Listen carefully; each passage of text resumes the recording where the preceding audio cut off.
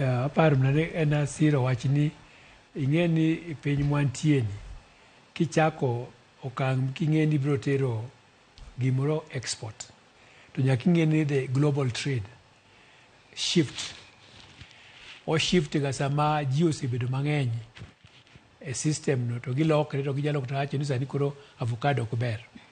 Omiyo gimwang'iyo en ni kaka Belo wacho en ni sama wachako wago kwano kwacho ni avocado mwakwongo pidho ni market mare en chiemo gi export en oil, lakini avocado nyalo loso so many things.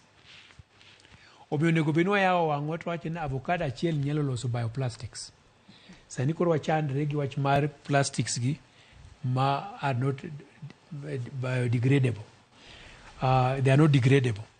To avocado nyalo loso san kitiyo gi miluongo ni bioplastics. Avocado nyalo loso mo minyalo riembo apiko. Avocado nyalo loso mo mitedogo. Avocado nyalo loso muya minyalo tedgo i ot kaka gas.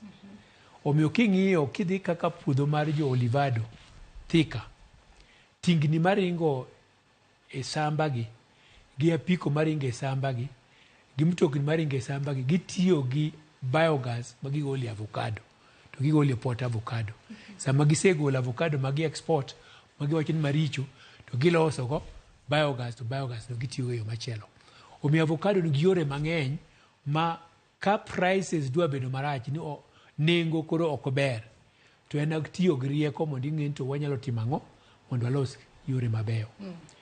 To machielo en ni kaka owadwa wacho ka ok wanyal nwang'o the numbers to prices kata market ok wabi manage. Nikech onge ng'ama biro biro kacha omo avocado ka ok nyal pong'o lori. Omiyo nyaka wabed gi numbers.